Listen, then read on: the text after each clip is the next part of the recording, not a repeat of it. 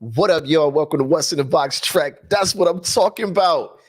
Good game yesterday, man. I hope you guys got to watch it from start to finish like I did. It was exciting. It was a nail-biter game. And these games are always more fun when the team you're rooting for wins. So the fact that the Lakers won last night, man, that's a big win in my opinion.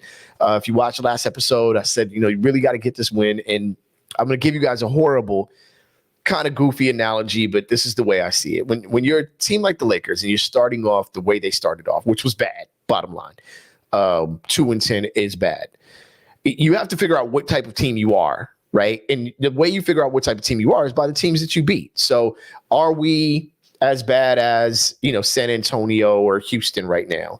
Well, you proved that you weren't that bad because you started beating these teams that were below 500, right? You're 10-5 against teams that are below 500. Then it's sort of like a video game. The next level boss would be like the Kings, Miami. At this point, Golden State, who knows where they're going to get, Portland, etc. You start beating those teams. Those are kind of your mid-level teams. And then the big bosses would be your Bostons, your Milwaukees.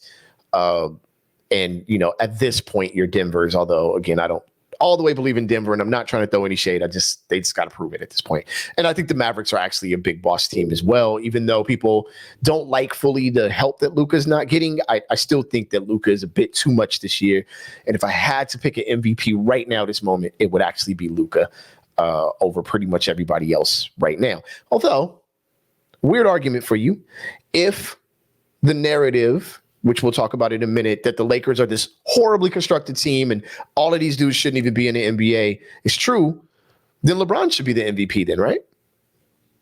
Just a thought. If it depends on where the Lakers land, but just a thought. All right, let's get into the stats really quickly. All right, the Lakers win 136-134. Now, look, that's a high-scoring game, I understand, but both teams are in the top 5 in the league in points scored and in the bottom 10 in points allowed. So this makes a lot of sense.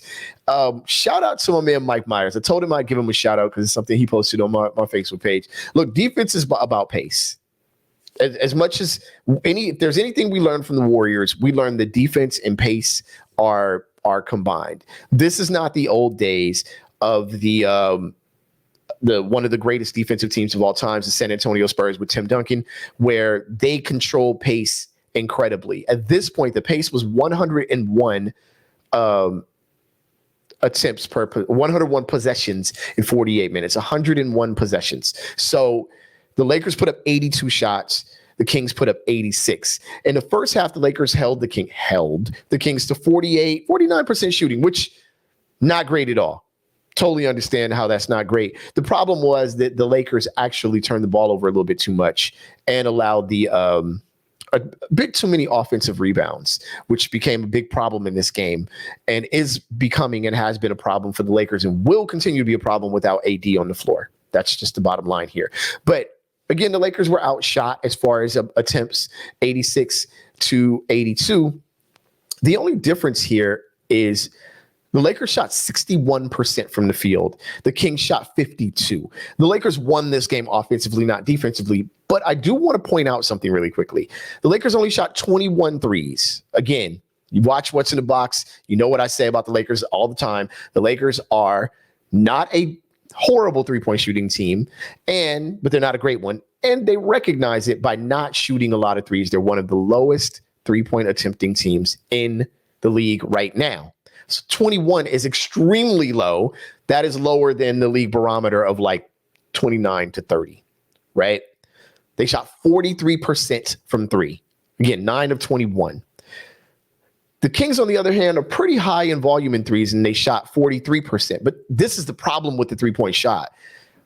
That's not a good shooting percentage regardless. And if you're going to shoot a little under half of your shots from three, you're putting yourself in a really, really dangerous position to win a game, because when those threes are not falling, they're bad shots, right? At the end of the day, when those threes, especially coming off a screen curl, fading left or fading right, that's not a great three-point shot. So I won't say the Kings beat themselves here. I mean, look, a lot of nights those shots go down for the Kings, and I actually like the Kings as a team quite a bit. I do think Mike Brown or Rick Carlisle should be coaches of the year at this point.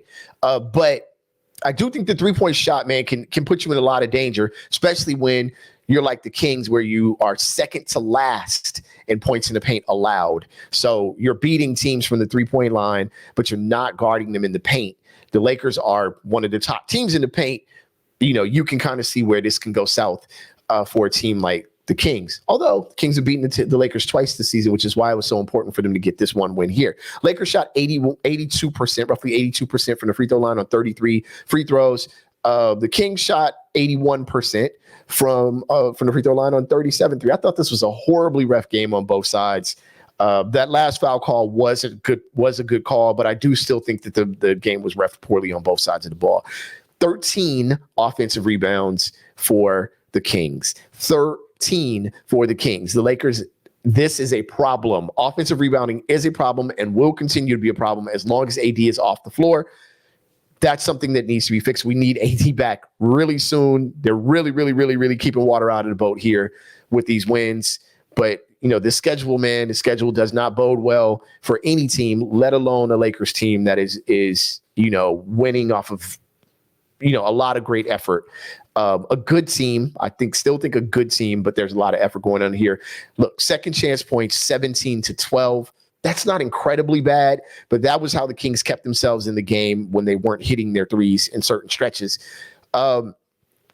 Turnovers.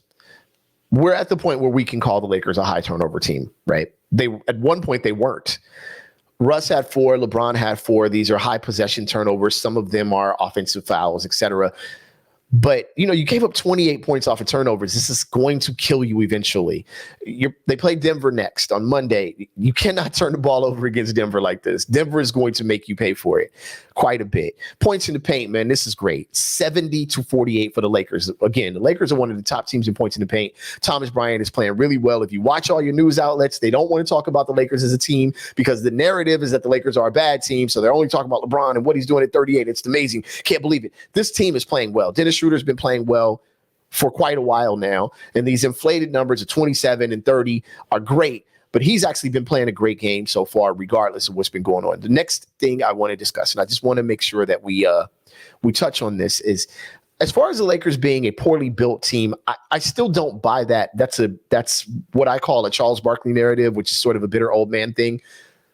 Look, there are redundancies on just about every team with the exception of the Bucks and I would say Philly, right? There's probably a couple more in there. I think, as far as redundancy, I would say Indiana's constructed pretty well, blah, blah, blah.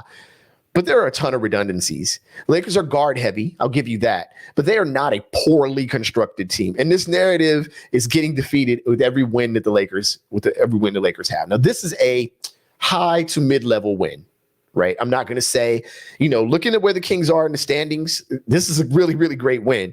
But, when you're beating teams like the Bucks, when you're beating teams, when you actually do beat a team like Boston, you actually do beat a team like Philly at this point, God, man, if you beat the Pacers, right? Or, of course, Denver, because Denver is at the top, Mavericks, then you're going to start seeing whether the construction of this team is a hindrance or not. And if you get AD back with Thomas Bryant playing like this, provided this is not a comfort thing or a preparation thing, if Thomas Bryant can come off the bench and still be this guy, which he kind of was early on, then you're going to see a bit of a difference. And the Lakers are actually playing big with Juan Toscano-Anderson. I'm talking zero problem with him not scoring as long as he can get in, play big defensively, and at least make people have to think about the shots that they take. And they got to shoot them off balance like we talked about last time, not getting your feet under you on shots. This is some of the things they had Herter doing, which, is that third heat that can kill you in the same way that, other teams like have Tyler Hero, et cetera. Thank y'all for tuning in, man. This has been What's in the Box Trek. I'm super hype about this win. I hope you are hype about it like I am. Y'all can holler at me in the comment section if you want. This is Trek Life. What's in the Box Trek. Holler at y'all next time. Peace.